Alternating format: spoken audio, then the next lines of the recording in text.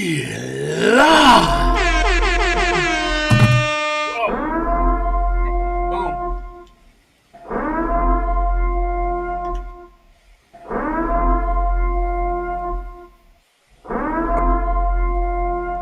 We love. Welcome to another episode of Speculation Sunday on a Sunday. Can't beat that.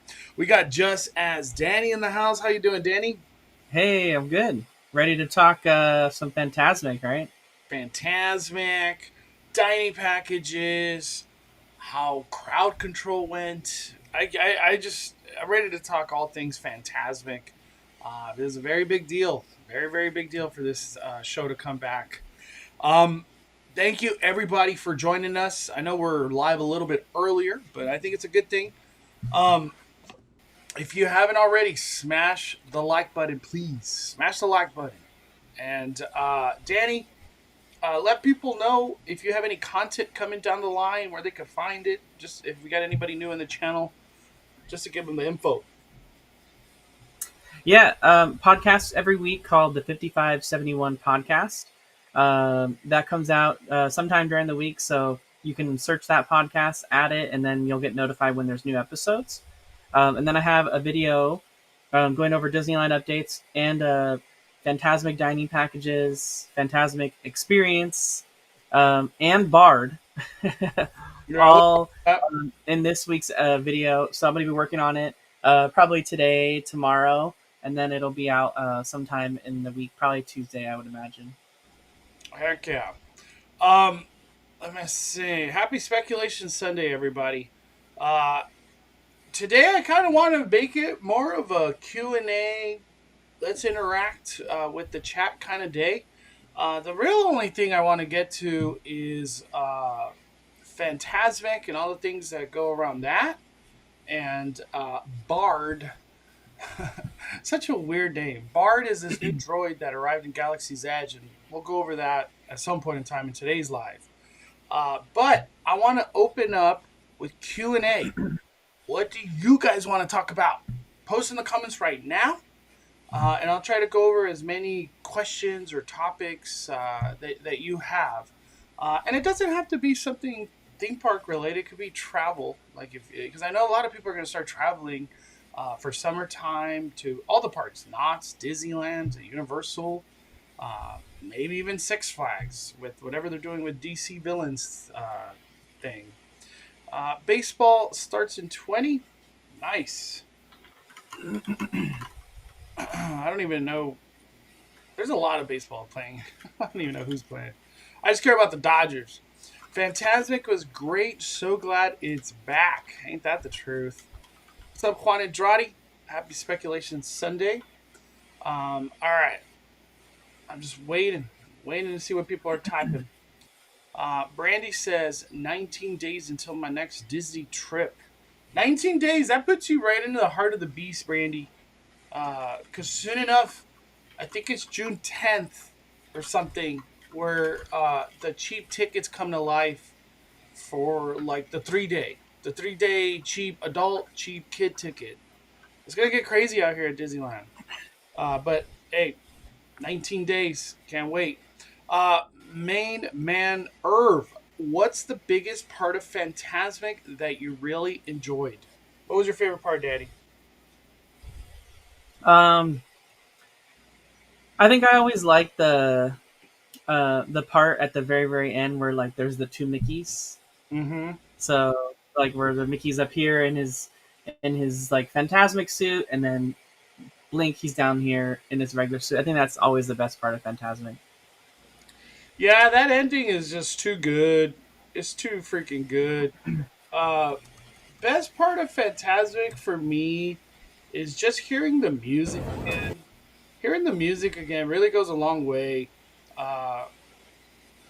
It just, I don't know, I appreciate this show so much already. And, man, I'm just glad it's back. I'm so glad it's back. I'm going to go with the ending. When you get the Mark Twain. Yeah, pretty much like feeding off of Danny, the whole Mark Twain part, and then that finale, the spectacle of it all. Let's see if I could go to it real quick.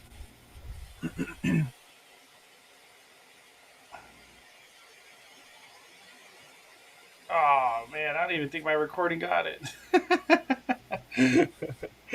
I'm gonna say the ending as well. The ending of Fantasmic is so good. Um, we'll be going to Legoland tomorrow as a first. Any recommendation or tip? I've never been to Legoland. Never been. Have you been I've to never been Legoland? either. Ever? Yeah, I was gonna say. I don't know if I've ever heard you talk about Legoland. A tip No. I can give is bring a sweater. Even if it's hot, still bring a sweater. I feel like it always gets cold in San Diego. Every time I've gone to San Diego, it always gets cold out there. But good luck. Report back, Sarah, if you had fun. They did open up that water ride that's like Jurassic Park theme or something. It's Oh crazy. yeah, That looks yeah. really cool. I can't hate on that. Um, I woke up very late after 11. Damn, Peter. Sleeping in. Let's talk about how bomb Rancho dining package looks. Danny, what are your thoughts now that you've had a couple days to think about it? The whole Rancho de Zocalo. What do you think, man? Yeah, I did actually two different dining packages. I did one with Mondo on Friday, and then I did one on Saturday. Um, so Mondo had the carne asada, and I didn't really have a lot of it, just like a little piece. So I wanted to like, really taste it and like enjoy that. So yesterday, I got the carne asada too. Mm, Um, I will say the description we all thought right when we were reading the description of the four different items from the Disneyland app and website. It says shrimp taco, and then it says beef riblet. It yeah. doesn't say riblets, and so the only one that said tacos was the potato tacos one. But in all reality, they all are plural. So I was expecting like low amounts, but they give you a decent amount. The shrimp tacos, they're like the small street taco tortillas, and each taco has two shrimp in it, so you get a total of six shrimp. So pretty Hey, that's a typical, good kind of deal. on the expensive side. And then the riblets, they give you like three or four, and it's a decent amount of meat. But I would say carne asada is definitely the best value of them. And the potato tacos were great too. In all reality, Mondo, I think about, and I don't even know if we have any photos to look back on it. But if we look back at the to-go options from Trader Sam or from Hungry Bear, you got way less food than this. Yeah. Way less food. And the dessert, it was not good. And this one, the cake was okay, according to you, but the mango lime was great. And I talked to a few people yesterday that had seen my post about it, and they got that and enjoyed it better too. So Yeah. Dude, I feel like Hungry Bear. I feel like it was not bang for your buck. Like you knew you were paying for that seat. This Rancho de Zocalo, I feel like I am getting bang for my buck. I'm getting a great dish, good portion. It even comes with a soda. So you get the meal, dessert, soda, and a good seat. $32. You're kind of trying to be more on the budget side of a Fantasmic showing. This would be your go-to. Um, Riverbell Terrace. I did get tagged, Danny, uh, of what those look like, and we'll go over that in a little bit. But for Rancho, I think you did a post too, Danny. I saw on your Insta or your Twitter. This one. Do you feel like it kind of stayed consistent with the spacing like that, or no?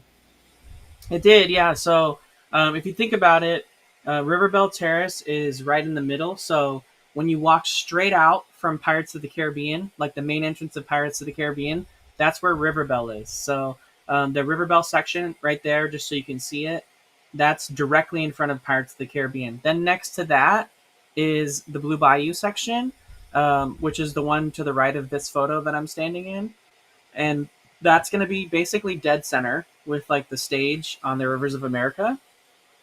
Um, And then Rancho del Zocalo is right there where that green tape is, and the Mhm. lady is standing.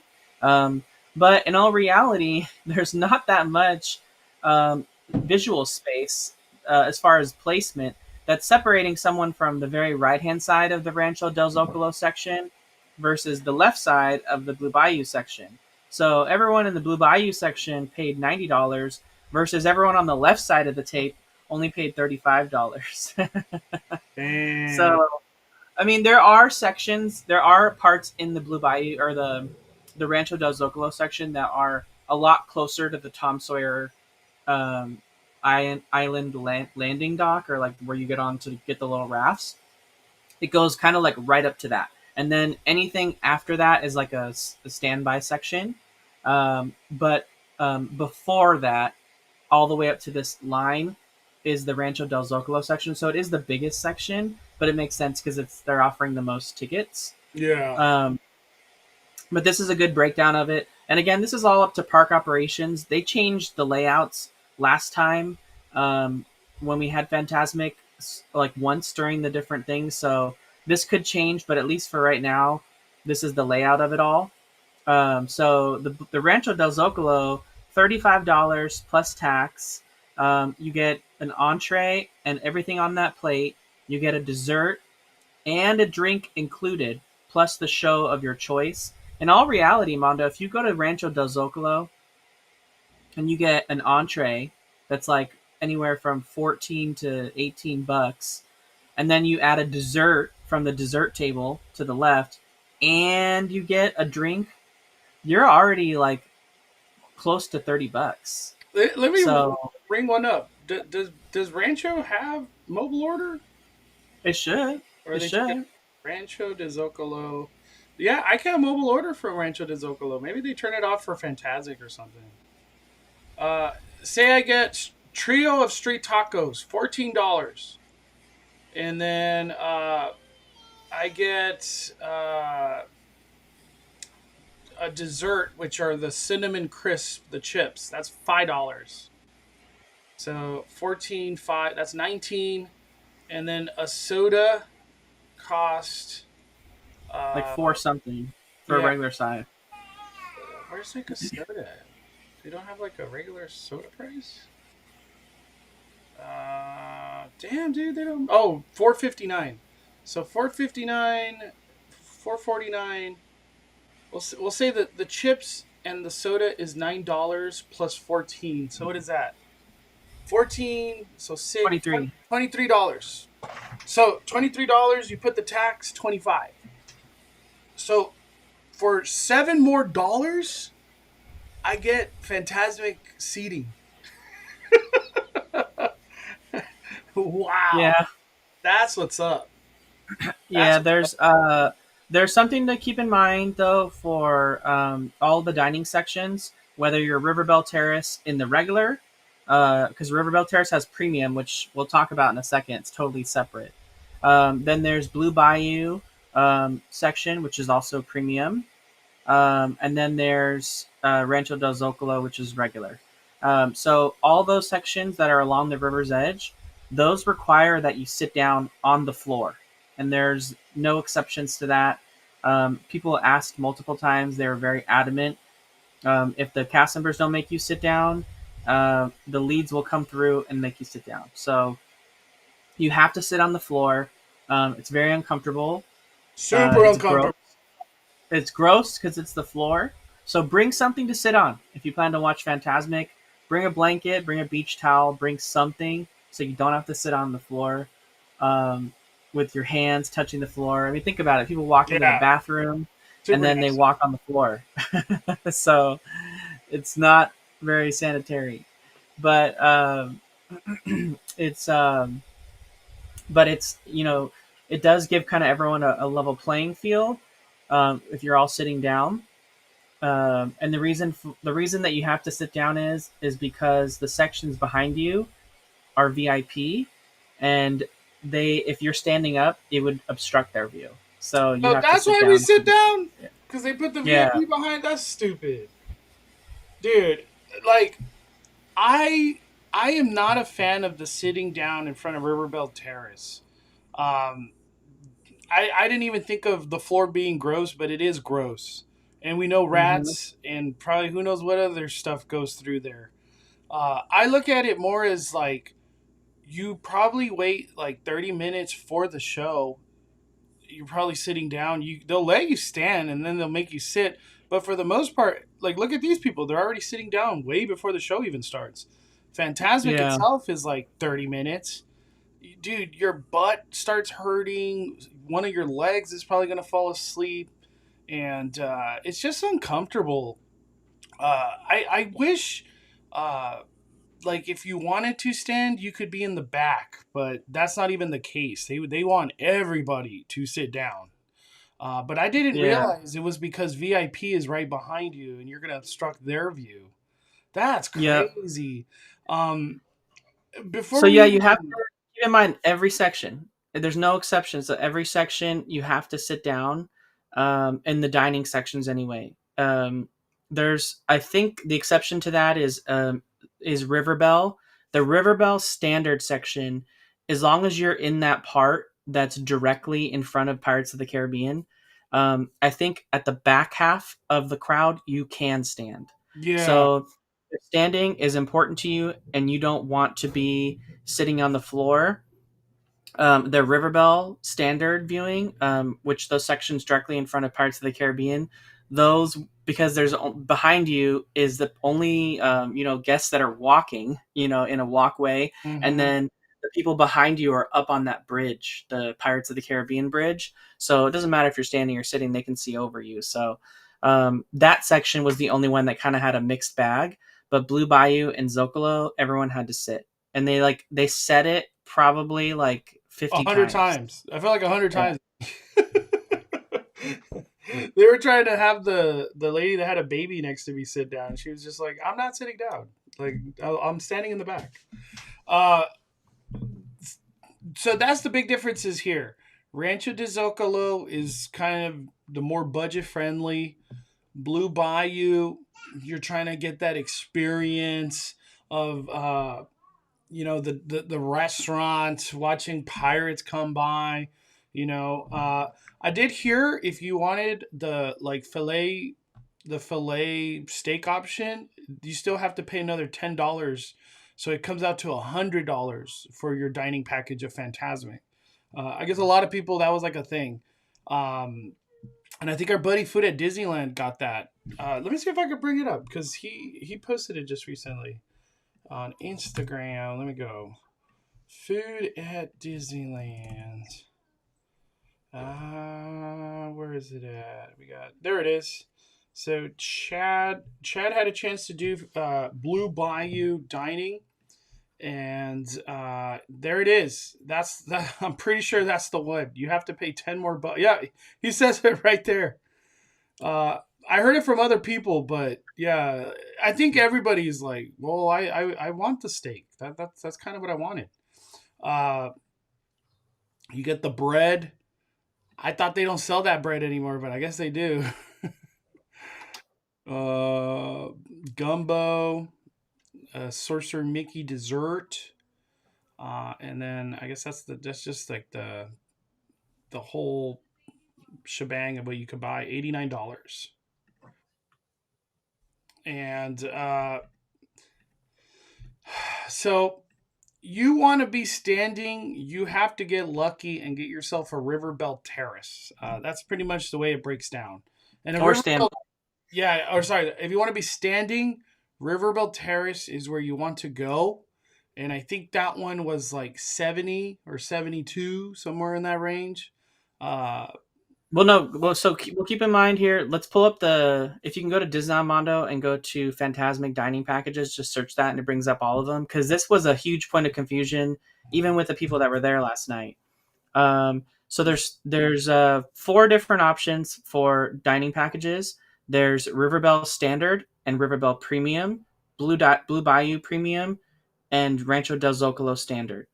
Riverbell Premium, you're sitting down at your table. So when you're paying premium price, it's $90 for either Blue Bayou or Riverbell. The only mhm. difference is Riverbell Terrace Premium is at the actual restaurant. So you're sitting at the restaurant away from the water's edge on the elevated dining platform. Yeah. You're eating your dinner, and at that point, I think probably at your dessert, and you're sitting at your table watching the show from River Bell Terrace. So if you don't want to be like sitting on the floor and you want to have a nice kind of more premium VIP experience, River Bell's better for that. The premium experience at Blue Bayou just gives you a ticket to come back to the sitting on the floor section later on. Um, the River Bell Terrace has a standard option, and that one is $55, and that one allows you to have that section directly in front of Pirates of the Caribbean. And there's an option for brunch, which is breakfast and lunch, 2 period, and then there's an option for dinner. And then Rancho del Zocalo is 35. So 35, 55, and 89. And then, like Mondo said, $10 surcharge if you want the steak. Yeah, somebody tagged me on Riverbell, the brunch. Let me see if I could get to it. Let me see, man, a lot of information coming through right here.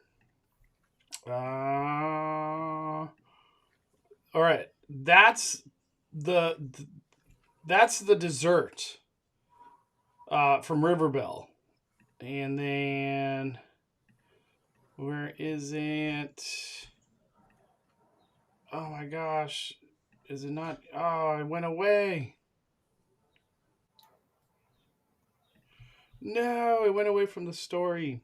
I think I saved it. Let me see if I could repost it real quick. Or was it a photo? What did I save? Oh, Or you go to Story Archives. oh, I got it. I got it. All right, let me post it on my Instagram story. It'll pop up right now. Oh, almost dropped my coffee. All right, it's 50%. It's almost loading. Let me see. All right, it posted.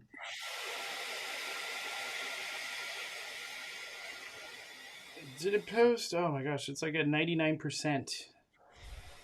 Just post. Go to your home. I see Virginia super chatted and Brian with 35 months. I'll get to those in a little bit. We're almost there.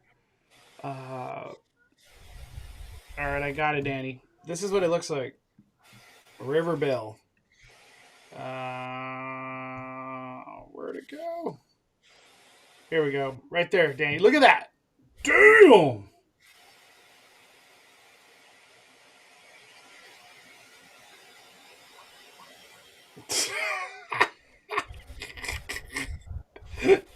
I did not expect it to look like that. The Fantasmic course brunch, main course fried chicken sandwich can feed several people. And the other one was buttermilk fried chicken sandwich, Big Bell. What are your thoughts when you see that one, Daddy? Because this is brand new. Look at that. Dude, it's like a Big Mac. A mac and cheese fried chicken Big Mac, dude. Oh, man. My first thoughts on this one, Danny, is like, I'm in food coma, dude. I don't even know if I want to do it right after eating that. What do you think? I couldn't eat any of that, but it looks good. I mean, but I couldn't eat it. But yeah, that I don't know if I'd want to be eating that and then trying to do the theme park the rest of the day, especially Yeah. as a lunch option. Jeez. Like I could imagine it's good. Riverbell's usually good, but man, I'm food coma after that one. Um, she did say she enjoyed her whole experience, Melissa. The seating, the food, dessert, it was just worth it. For the most part, out of all of these dining packages, I've heard nobody complain like uh, this was not worth it because of this or what. Like nobody said that. Even from the Blue Bayous to the Ranchos, nobody's had a feedback of they just didn't enjoy their experience. I feel like everybody enjoyed their experience. So those Fantasmic dining packages really go a long way, especially this opening week. It was miserable crowds, and I wanted to talk about that, Danny. Your photo is a great description. Uh, I just want to talk about the standby. You're the person that doesn't have a Fantasmic dining. This got kind of brutal, right?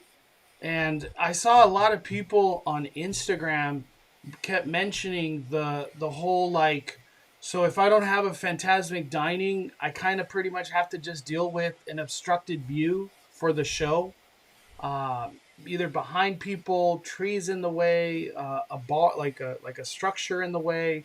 Something's gonna be in your way, and you have to wait long hours to get this obstructed view.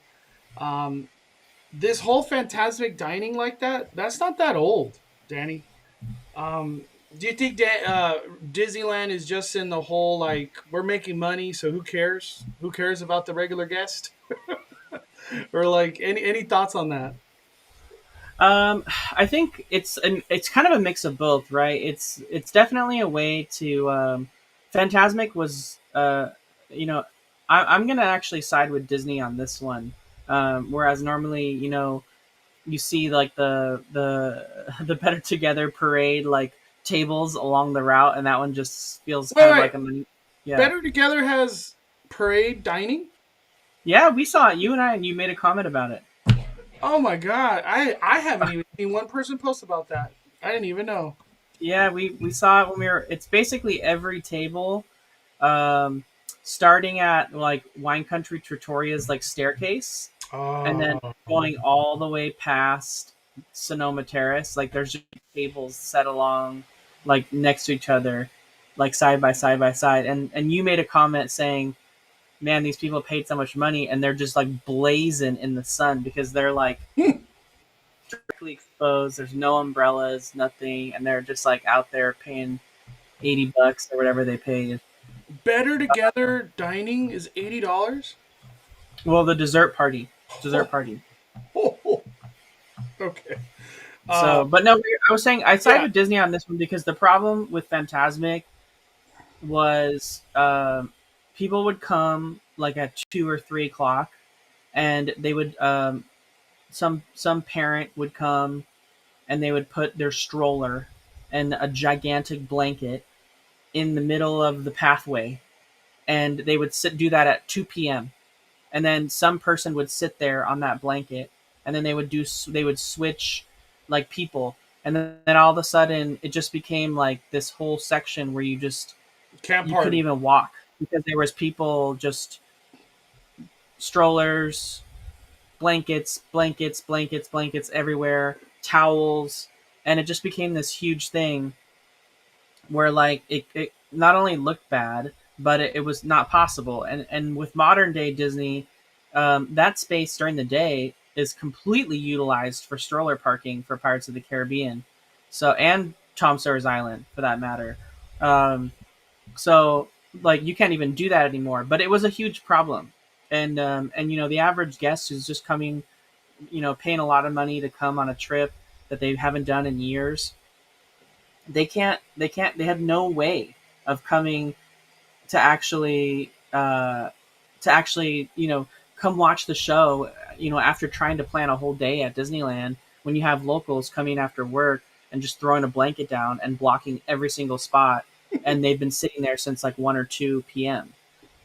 It was just a big problem, and It's, so it sounds there's like it there's was the room for them.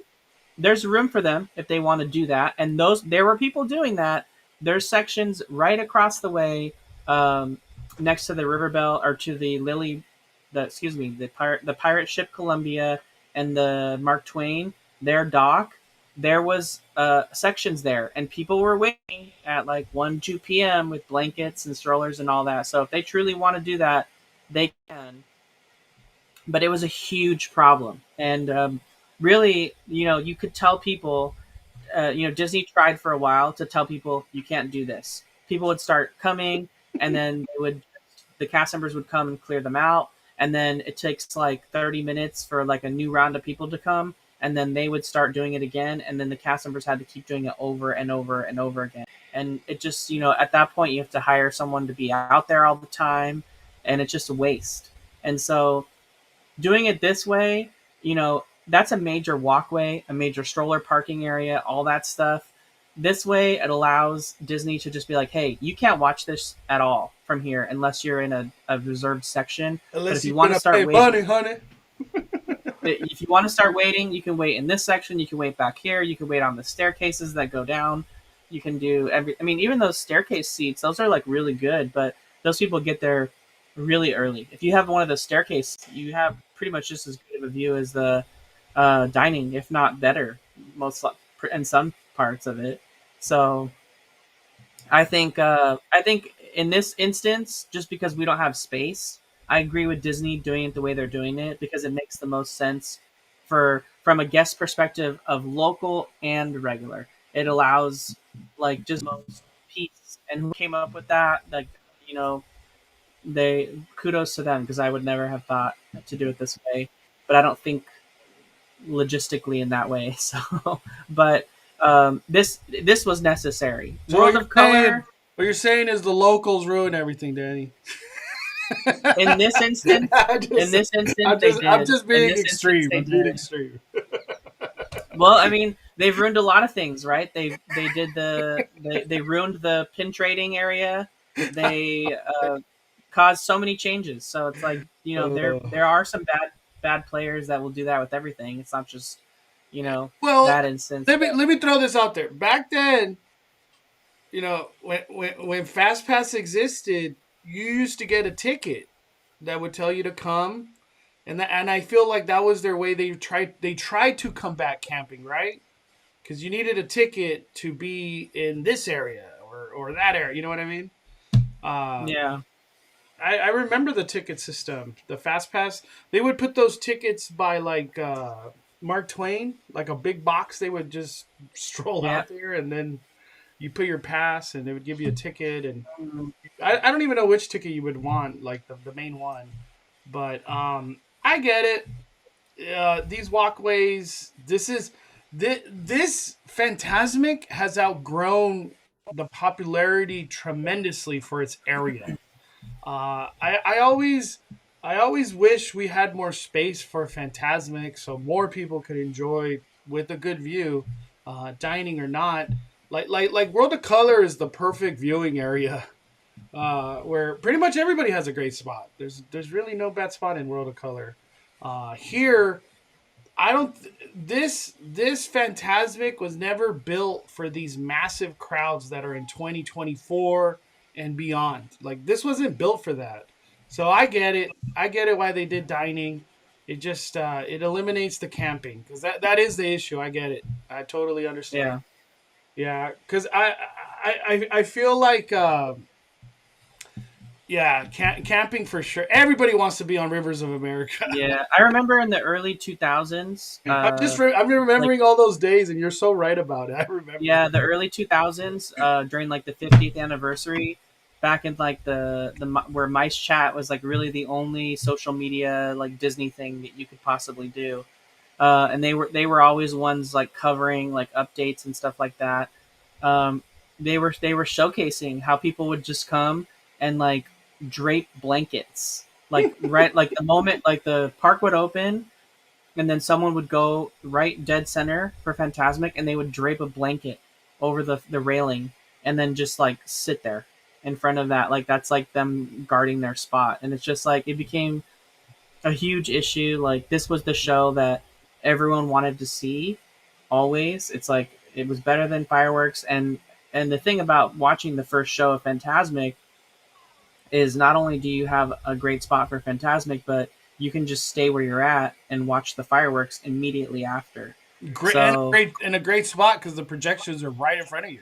yeah, so that's why it became like the camp spot because um, it was like you could watch two birds with one stone kind of thing. Two Like nighttime spectacular in 1 hour, literally.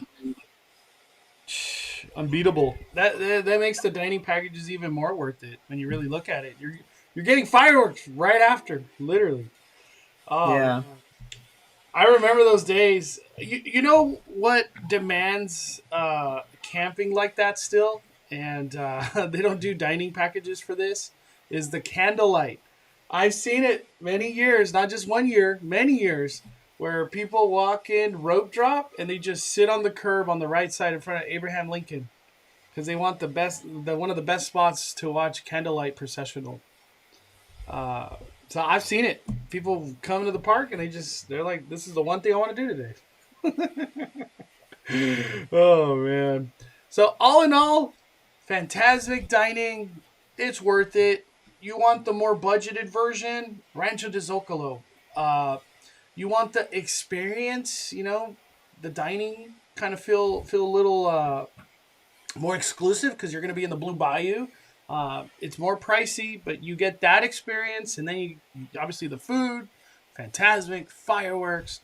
But if you want to stand,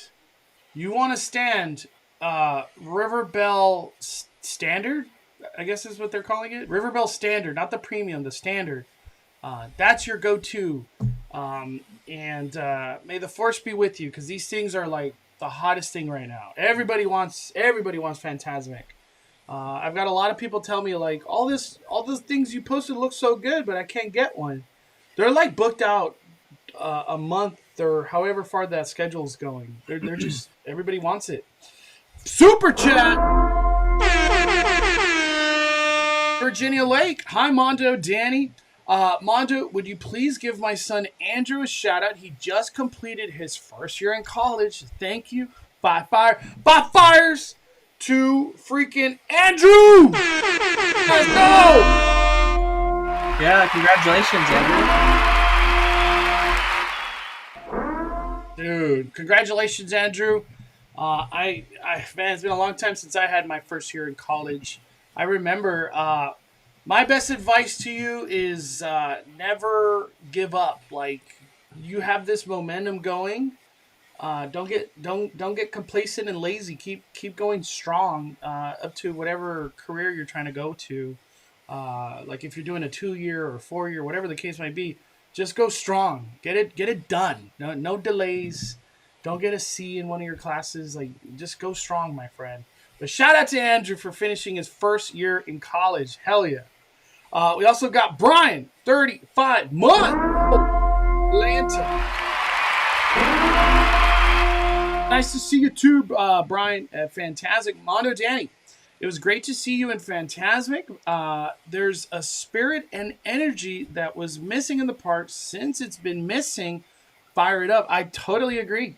I feel like Disneyland is just Disneyland. It's a completed Disneyland now. Well, I guess it's not completed because we still need Haunted, Tiana's, Pooh. There's a lot missing. Bob asked, are the viewing areas set aside for the dining package standing areas or chairs for sitting? No, just River Bell. You kind of have to be standing in the back to be standing kind of thing. Yeah, if you want to stand, River Bell Standard will let you stand at the back section of its viewing area, but all the other sections on the riverside front require you to sit on the pavement, on the floor. With no exceptions. Yep. Marco asks, can you do walk-up reservation or you have to reserve an event? Your best bet is reserve. Walk-up has been, I've heard, just not possible right now. Yeah, right now it's not possible because it's brand new. Right. So you definitely want to try to book it in advance. But I would imagine walk-up will be pretty easily available at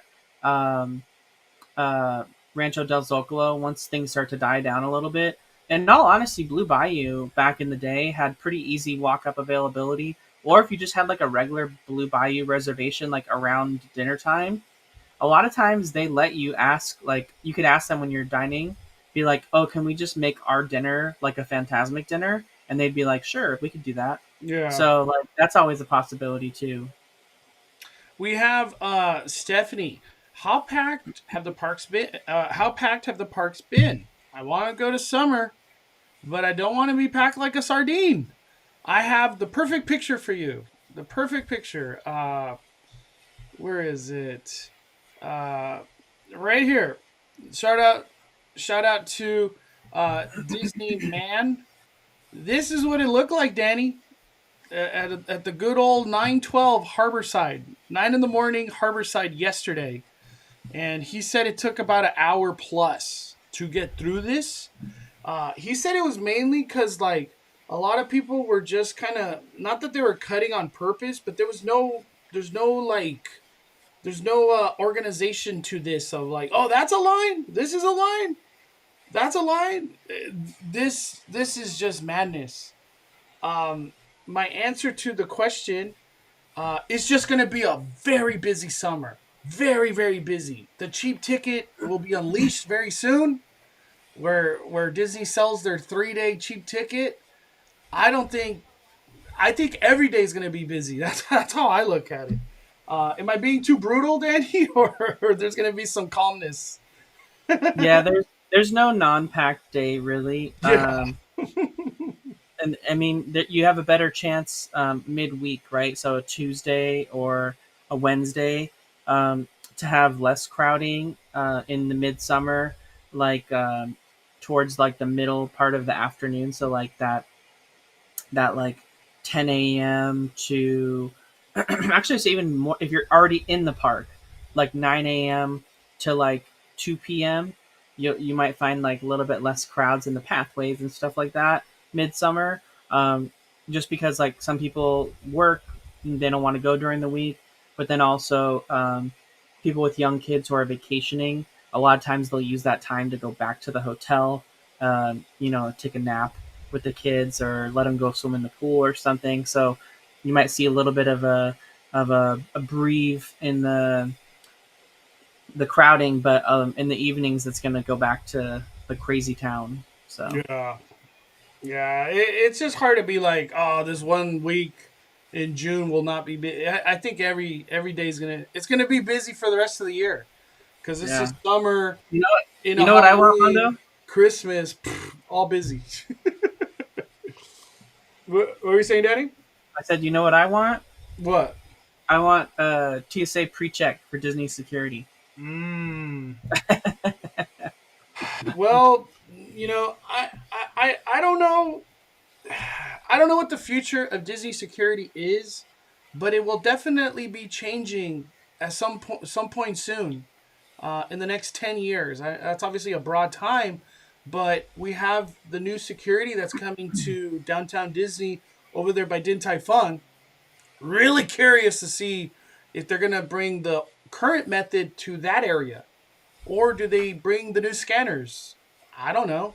And harbor entrance, where we were just looking at, uh, if it's all the speculation is true, that there's going to be a bridge coming over from the parking structure that is going to be created, and possibly Avatar Land being built in that Toy Story bus section area behind Stage 17 and all that Monsters Inc. That security's changed. That security is going to be bumped over to the parking structure, most likely. So how does that play out? Are they just going to keep rolling out this current method over there? And there's going to be a lot of questions, or not questions, but there's going to be a lot of changes that are coming to how they do a lot of things. You know what I did here, Danny? Since we're talking about security real quick, I can't confirm this. I don't have TikTok. I haven't had TikTok for a long time. It was just a decision I made a long time ago. TikTok wasn't for me.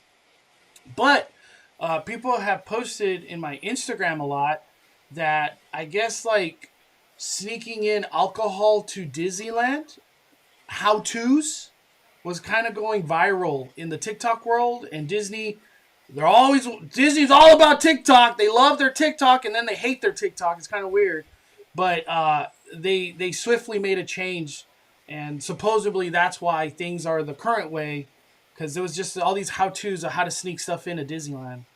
I can't confirm or deny, but that's just what people were saying on my Instagram. And I don't even think Danny has TikTok, so maybe the chat knows, but that's what I heard was like a thing. Yeah, I don't know. We're in 2024. I guess stuff like that happens in the social medias. Um, I want to get to the meat of the bone, Danny. The meat of the bone. We got a LA Times article that pretty much spoiled everything. Everything that was like in question. Is there a dragon? Are they gonna do a new scene? What is this new scene? And this was like 2 days before Fantasmic debuted. I'm pretty sure it was Wednesday. How do you think this kind of affected the vibe of Friday? And was this a good decision by Disney to kind of be like, hey, let me break everybody's heart that there's no pirate or there's no dragon at all? What do you think? Did this work out? I think I mean, it works out as well as it can, right? This is not a new. The only thing that had a lot of people kind of a little perplexed and like confused was the need for Disney to have the show closed for so long, when in all reality nothing was really added to the show. Um, and they just did a version of the show that already existed when the dragon didn't work, which was a lot of the time, to be honest. So this version of Fantasmic, where Maleficent was on her pedestal and she would battle Mickey that way, um, was a pretty common sight a lot of times. One thing they didn't do this time was they left the Maleficent exposed, and they didn't hide it with a projected dragon on the water. They just left it down and let her be like exposed with the projections on the pedestal to make it look like vines were lifting her up, um, like the vines that she conjures, kind Yeah. of like lifting her up.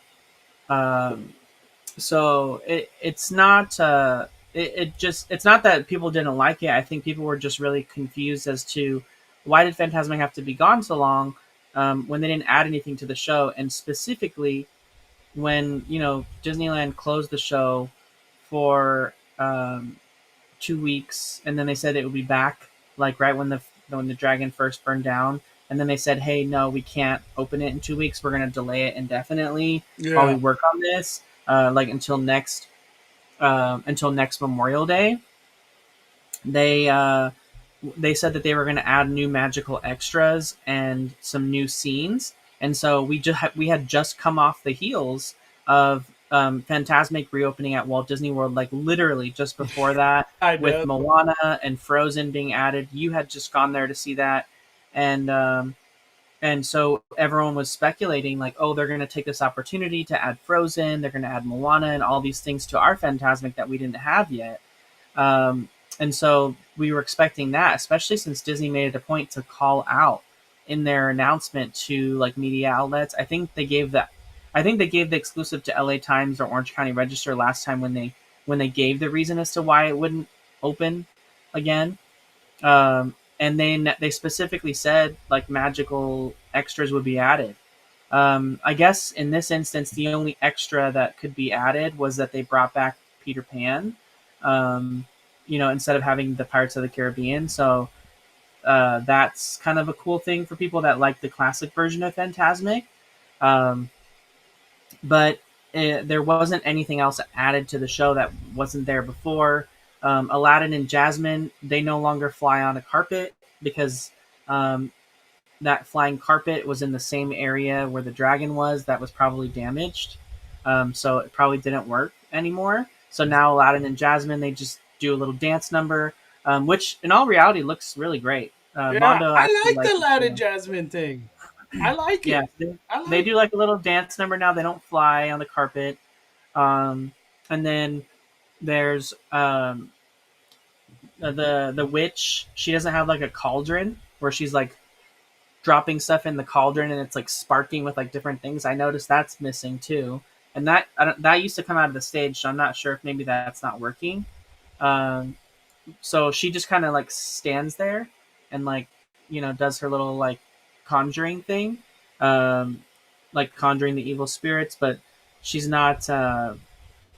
She's not with her cauldron. So like, there's just a lot of things I noticed that were taken away from the show, rather than being added in, and they made it sound like they were going to add in a bunch of new stuff. So I Yeah. think the question is that if Disney truly needed all this time, like over a year, to assess the damage, to remove the stuff from out of there, to repair the underground facilities where all the fuel had leaked and caught everything on fire down below, and like they just needed a long time to like get that infrastructure like figured out and completed. Like that should probably be more of of what they should have said rather than rather than saying they were going to add new things, because they kind of like teased everyone to like expect all these new things, and there wasn't. They just did a version of the show that had less than what it had before. So I think that's the only complaint. But people, you know, I think people are just happy to have it back in general. But I think the only reason people are upset, and they wouldn't have even been upset, is because Disney specifically gave an announcement saying that they were going to add new things, and then they didn't. So Yeah. Yeah, I remember that. Reading that, I was like, "Ah, they're gonna add Moana Frozen, just like they did in Walt Disney World." Nothing. Um, for me, Fantasmic. I have to say this. Where is that article at? Where is the freaking article? This is a great time to bring this up. Okay, so I I gotta bring this up, dude, because I just think it's funny, and I feel like it's gonna be uh, like this is a good thing to bring up. I did a post on the Twitters. This one right here. This one is specific. Right here. I said I liked it. It's not an animatronic dragon, but it's good enough for now. Hopefully, the new dragon coming to replace Murphy doesn't take 5 years, which would be the 75th anniversary, but more like 2 years. It could come for the 70th. You never know. And a lot of people were so angry that I said that. And for me, it was more of like, I don't think nobody realized that Disney did this LA Times article. So I'm bringing it up one more time. One more freaking time right here. This is literally from Disney, LA Times. They're the ones that got this exclusive. Right at the bottom, it says, "We're excited for something to come back, and we're in the works and working on it. But I think what I've done with the scene, the good versus evil, and the battle between Maleficent and Mickey is so spectacular. We all love the dragon, and we'll keep working on things, but there's not much I can say about it." They're working on it. That's how I interpret that. They're working on it. That's how do you interpret it like that or no, Danny? yeah, I interpret it like that. Yeah, I feel I'm just gonna be honest. Disney, their whole PR and marketing sometimes is terrible, and them not emphasizing this statement right here, like on their Instagram, their TikTok, their Disney Parks blog, just put the word out there. You are working on a dragon. Disney is literally working on a dragon. I don't know if it'll be cool as Murphy.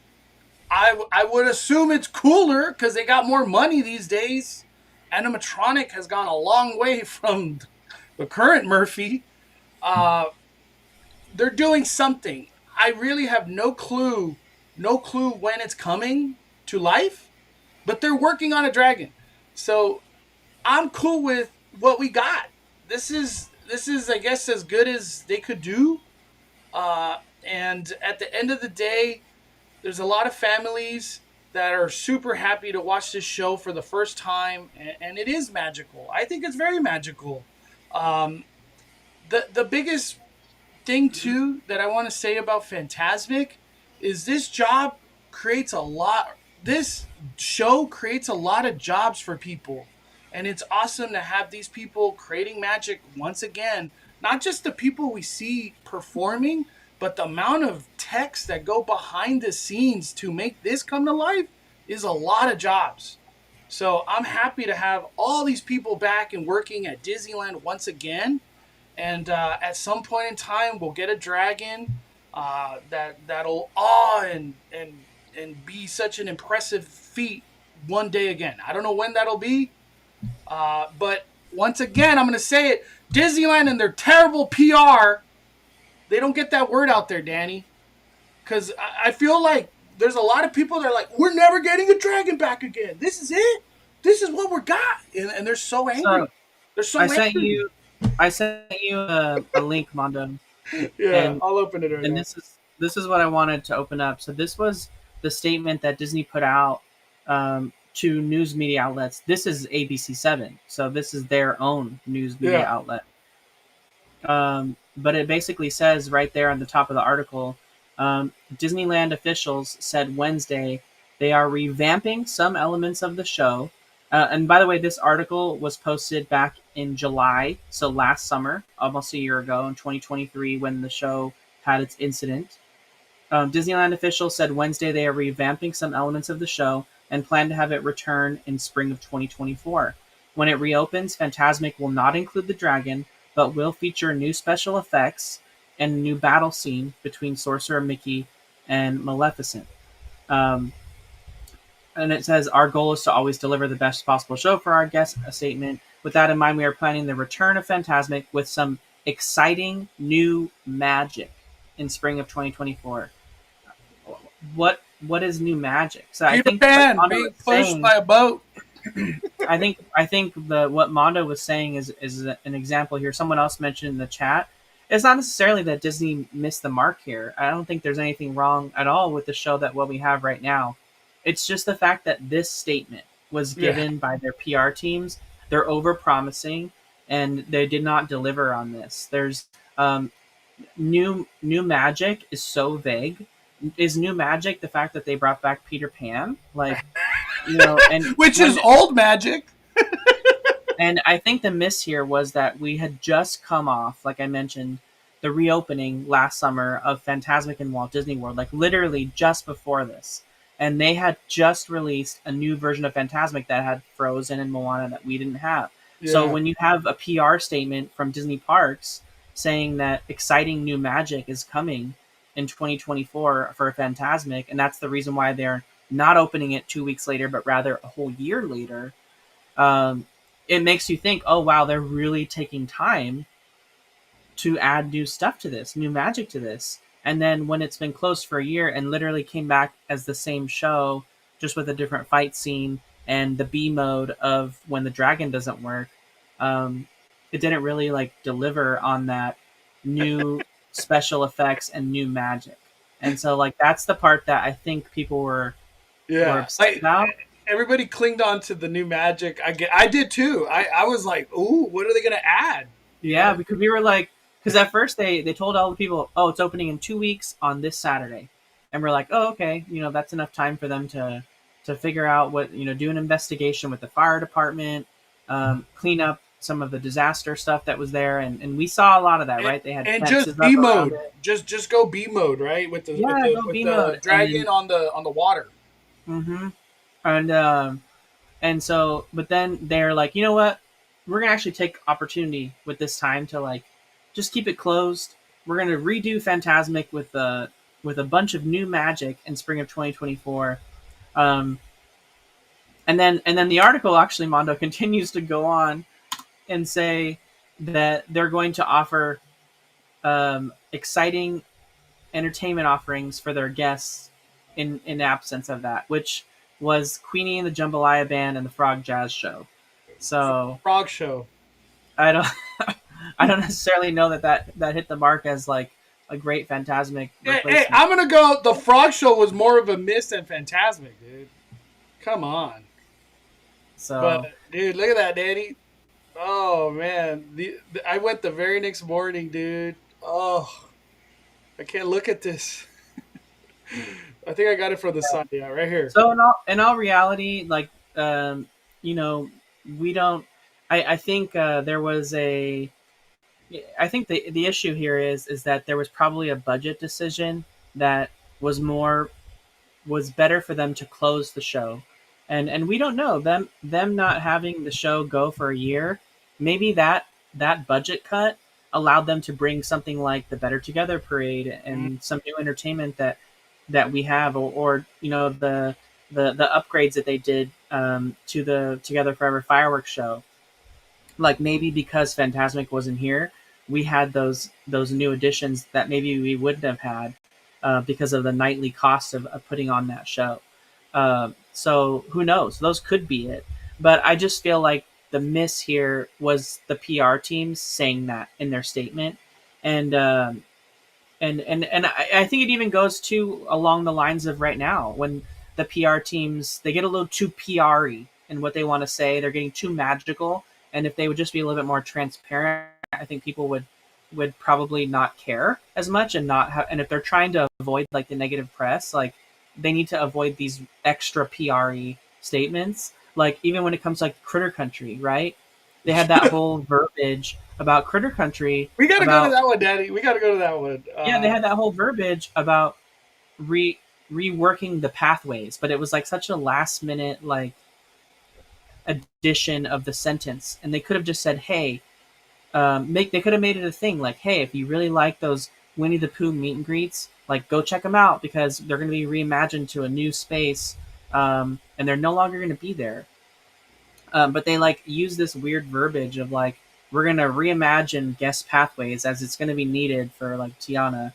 Um, and it's just like that's going to be another negative thing. As soon as Critter Country opens and those things are gone, people are going to be upset and they're going to post about it. But if they had just said it in this post and been transparent about it, people would already have gotten over it. And then when it opens, they won't have that negative connotation about something new that's there. That will already have gone. People who are going to complain, they'll already have complained, and then the area can just open and it can just be, and it doesn't have to have this negativity around it. But now it's going to, because they're putting this vague statement of teams are working hard to bring Tiana's Bayou Adventure to life, and we're continuing to invest in the overall pathways and surrounding areas to help provide a great guest experience when the attraction opens. AKA, we're widening all the pathways and we're getting rid of all this stuff that was here because we need the space.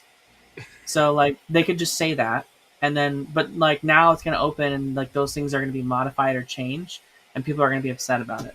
And that new area will be marked with that when it first opens, when they could have just said it already. And I think this goes back to like the Fantasmic statement, like the PR teams are just a little too magic dust, too pixie dust.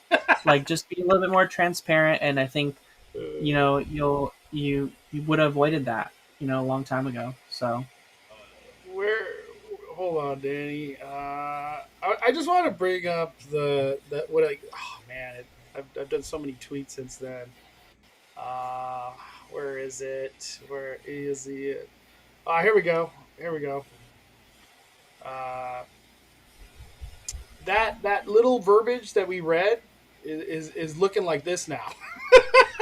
This place were You know what I mean? That little verbiage turned into this. This is major, dude. This is crazy.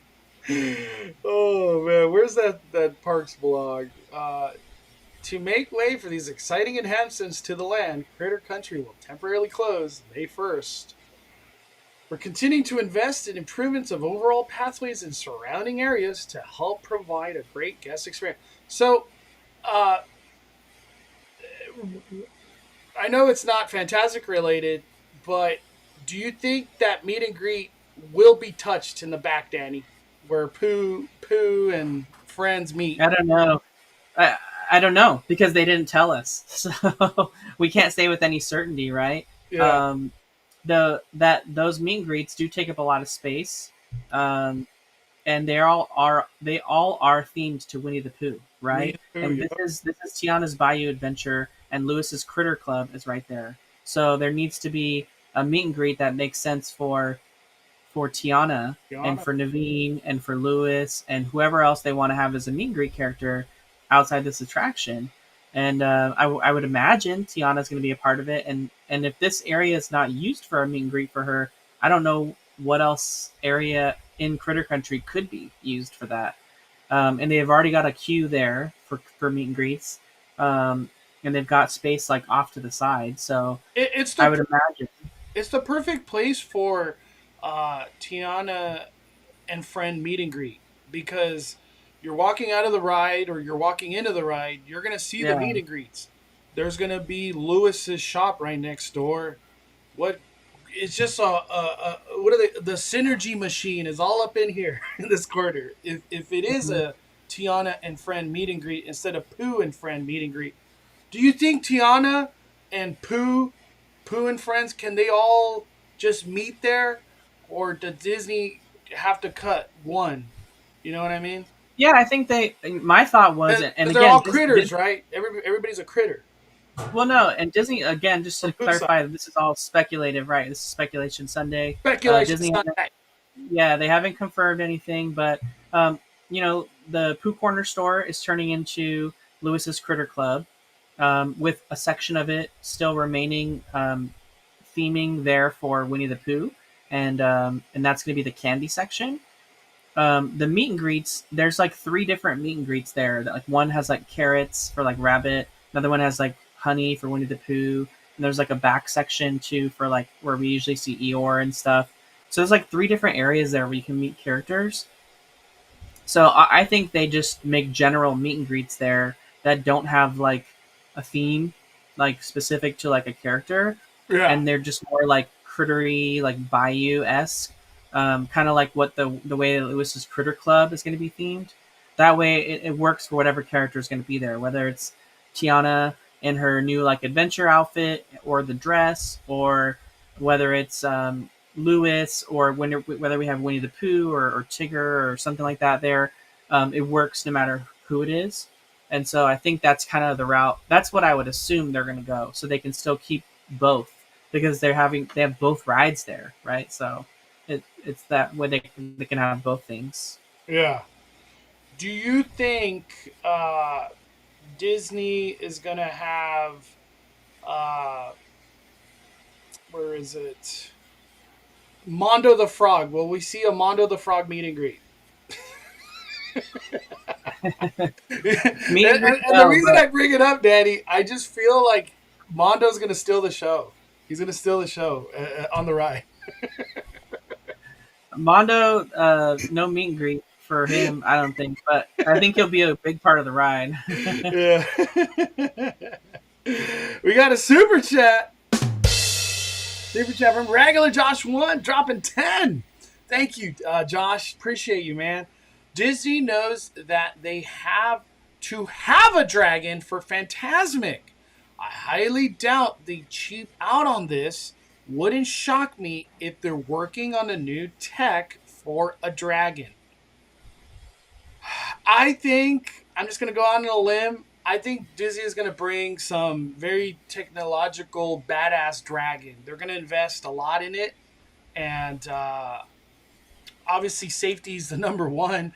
I don't think it's going to shoot fire ever again. I don't think the concept of fire coming from the land, they're not going to do that no more. But maybe we get like a magical effect. I don't know, lighting or something that could happen. And then it lights the water on fire. But I truly believe a dragon of some nature is being worked on that's huge. A huge dragon. It can't be a little dragon. It has to be a huge dragon. And I don't get the vibe that Disney is going to do a head on a stick. Then I would be mad, because it'd be like, wait. We waited like 3 years just for the head on a stick? I don't think that's the route they're going. Disney needs that Tokyo technology. I wish. Hopefully we get it. Our Tiana animatronics have Tokyo technology. I do hope we get Mondo the Frog. All right, Danny. Overall thoughts on the good old Fantasmic return. How did you feel? Like your overall thoughts, not just certain segments, but overall thoughts on its return. I'm happy to have it back. I think a lot of people are too. It's a great show, with or without the dragon, right? I mean, obviously the dragon makes it better, but it's a great show with or without it. And I'm happy to see it back. I love the dining packages that they've done. I think everything's gotten high reviews. So, shout out to the culinary teams that came up with menu items. I did not have any faith at all in Korean Mexican fusion, and then I was extremely surprised at how good that was when we actually saw it executed. We still haven't tried the shrimp tacos or the riblets, so maybe at some point this summer Mondo will do a round 2 and try those other ones.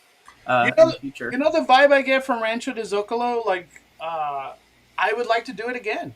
I don't mind the $32.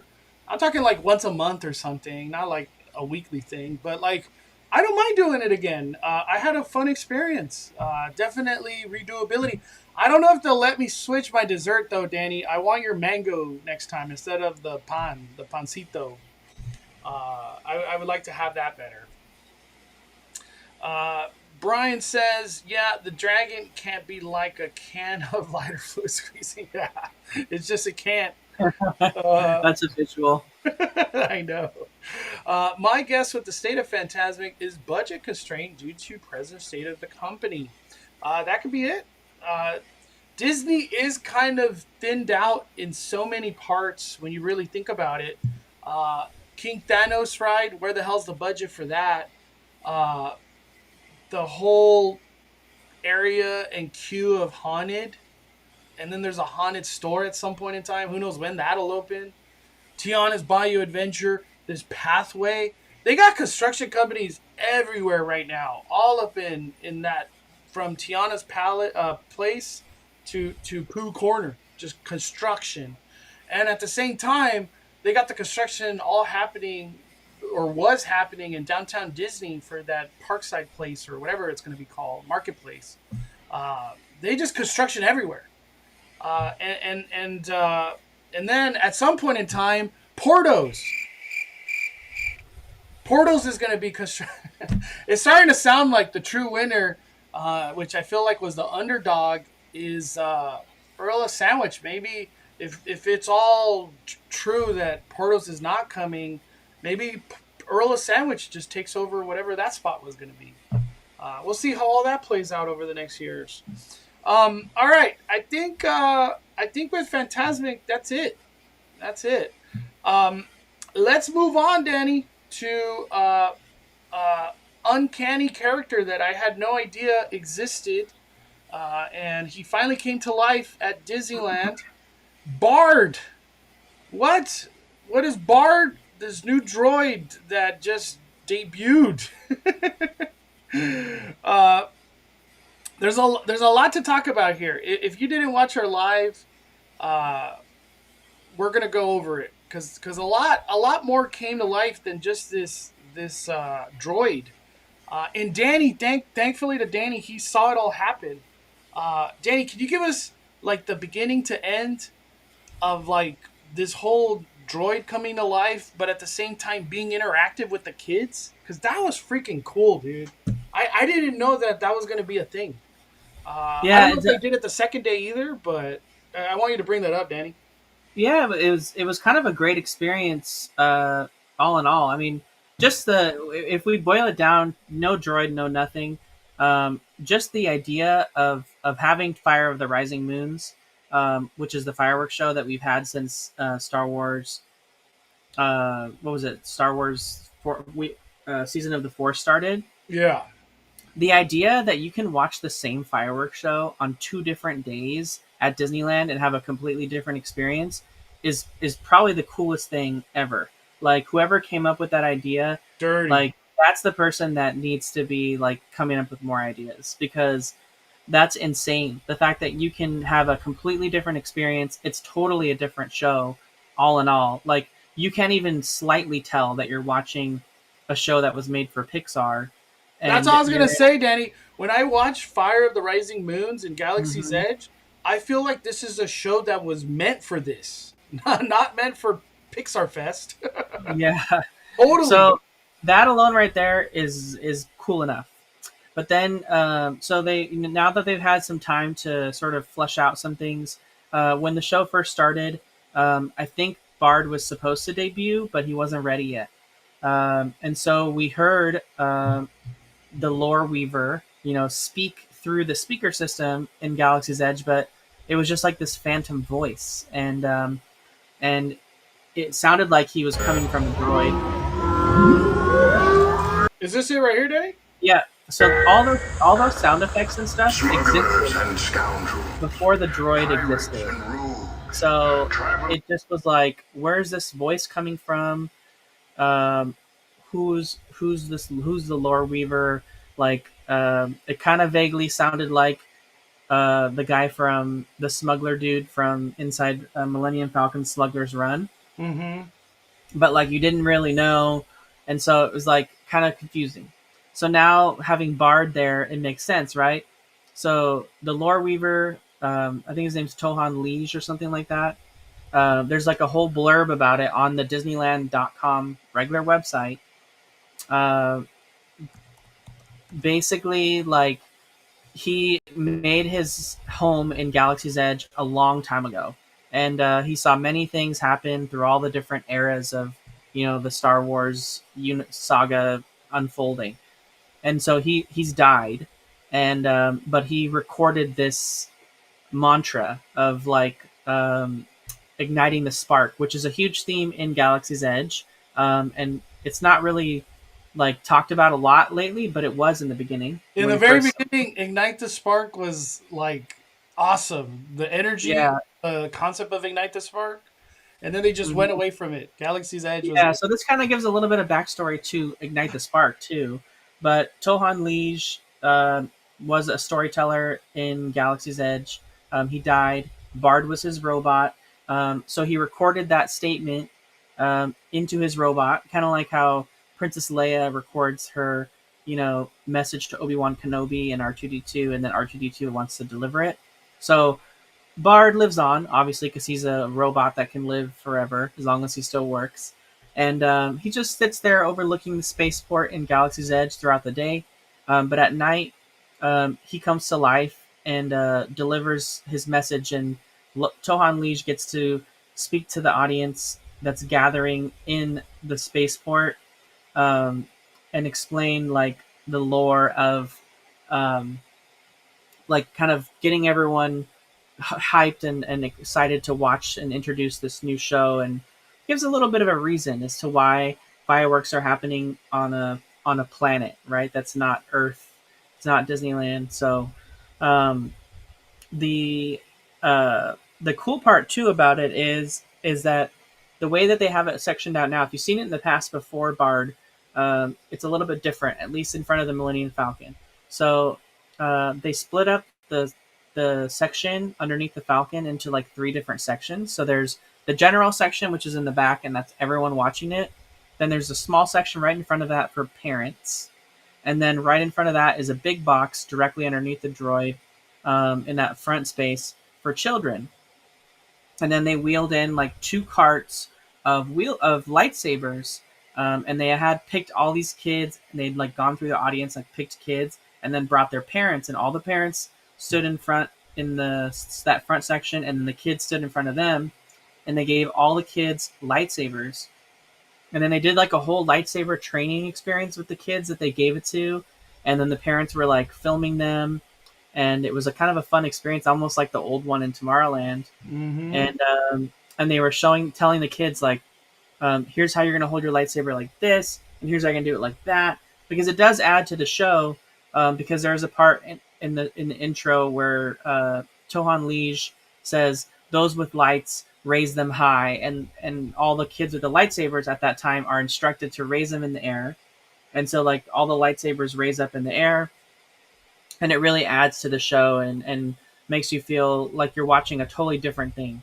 So they did a really good job to bring a reason as to why the fireworks are there, right? The fireworks before were just there because they were there, and now there's a storyline, there's a thematic element as to why they're there, and it's really really cool. And they didn't have to do this, but it's really great that they did. This is an example of one of the really great things that they've done recently, especially for Galaxy's Edge. Any more storytelling they can bring to Galaxy's Edge is amazing. So Yep. Yep. I love the Bard edition. I love the fireworks in Galaxy's Edge having the music of Star Wars. I've watched Star Wars fireworks more than I've watched Pixar Fest fireworks. That's how much I love it. I freaking love it, dude.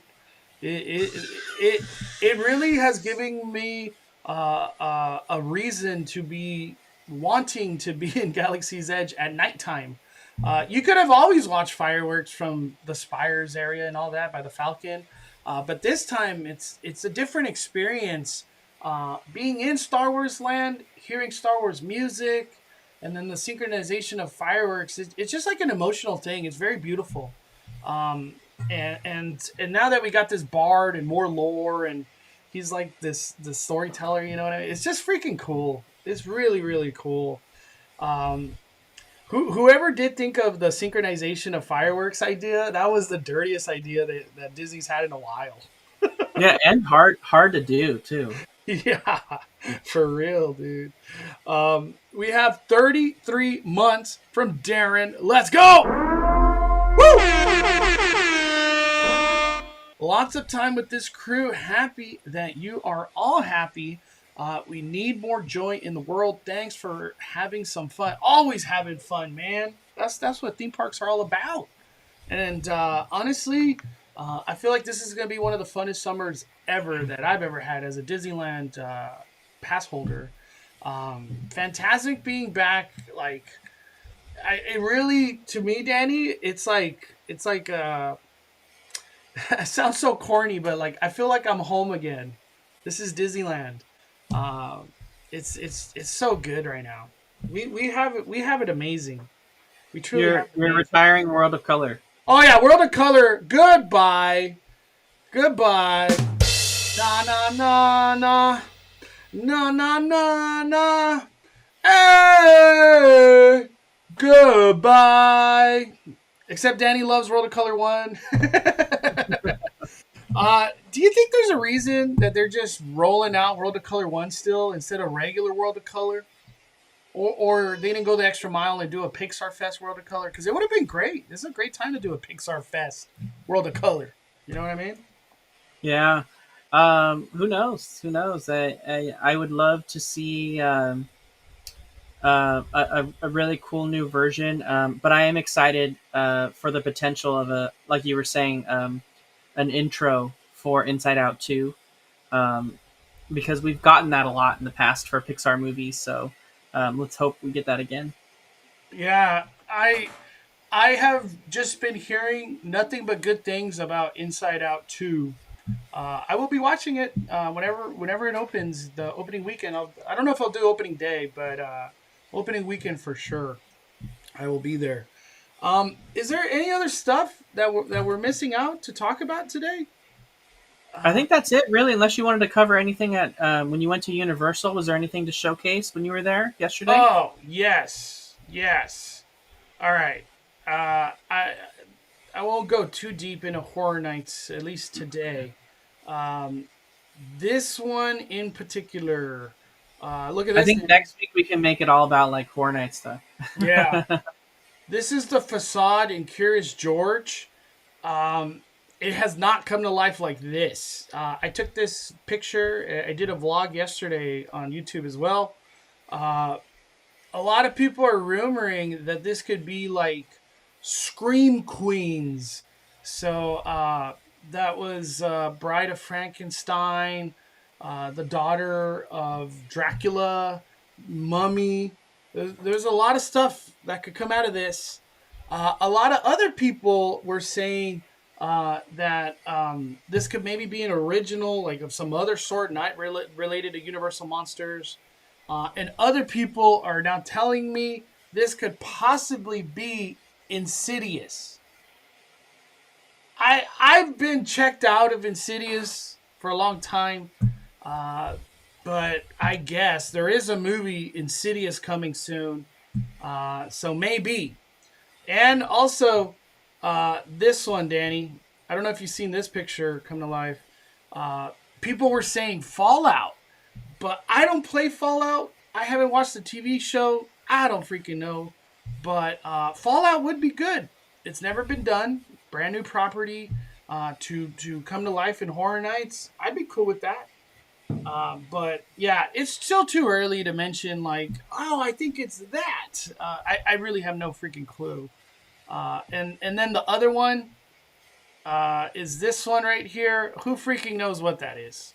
I don't freaking know. But it's coming to life. It's coming to life. I hope Hollywood at some point in time blesses us with an announcement We just watched Orlando get literally 6. They got 6 announcements, all original houses. Orlando's going hard. They're just on another level. Let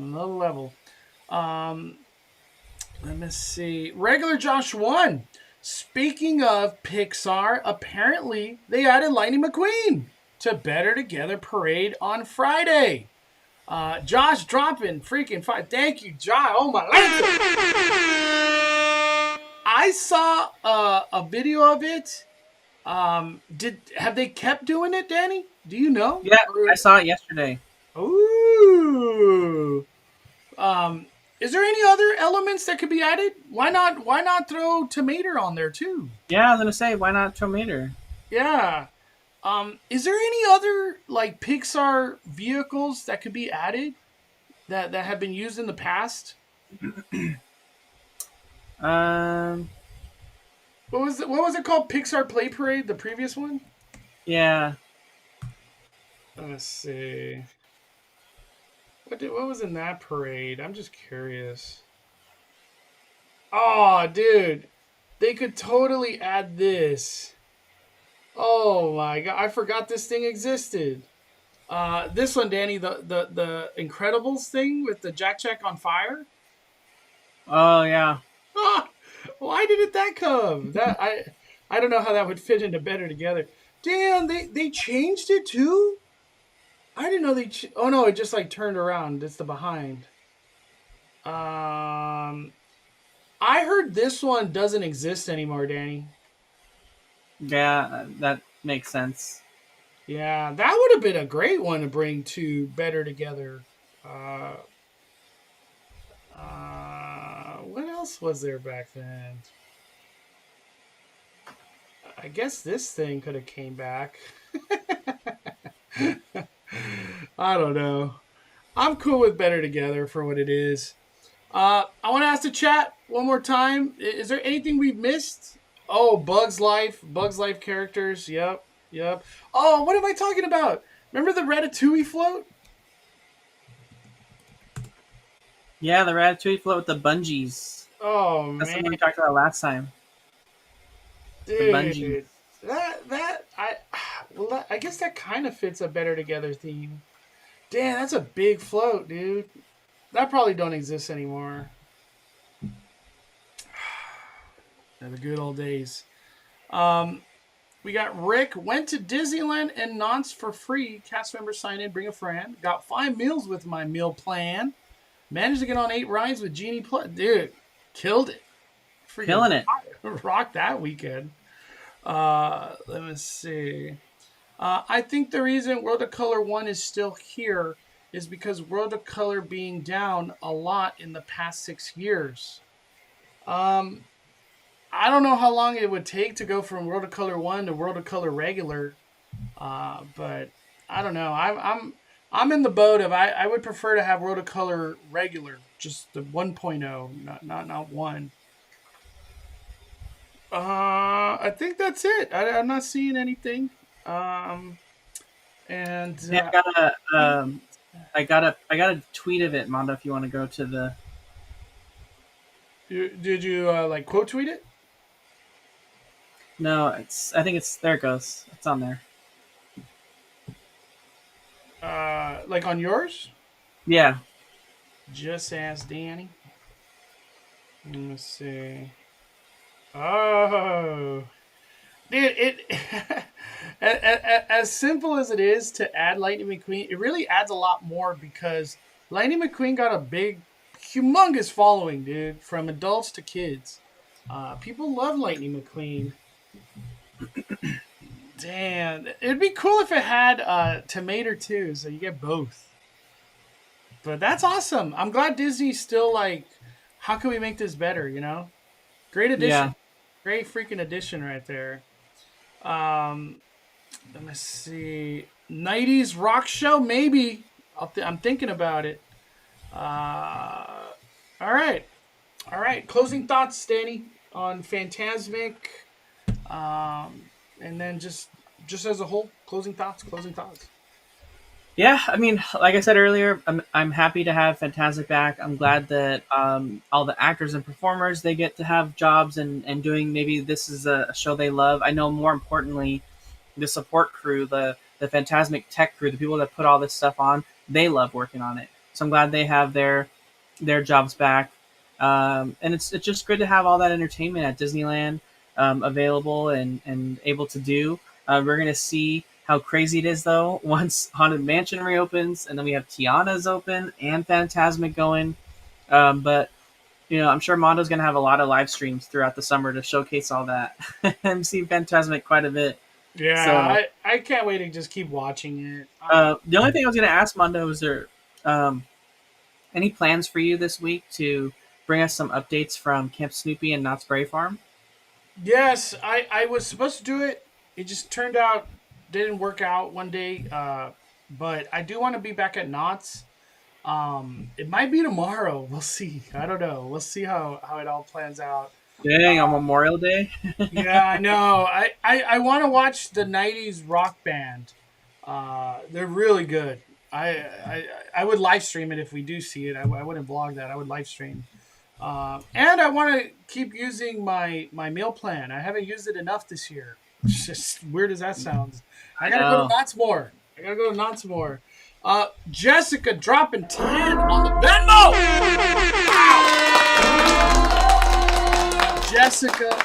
Jess loves coffee, dropping 10. Happy Speculation Sunday. Get some coffee. That will go straight to Mystery Bake Coffee. She wants a coffee bean today. I'm kind of in the mood too. My closing thoughts. I'm so happy to have Fantasmic back. I appreciate all the hard work and everything that went into bringing this version back. I'm thankful for it. The whole dining package situation. I get it.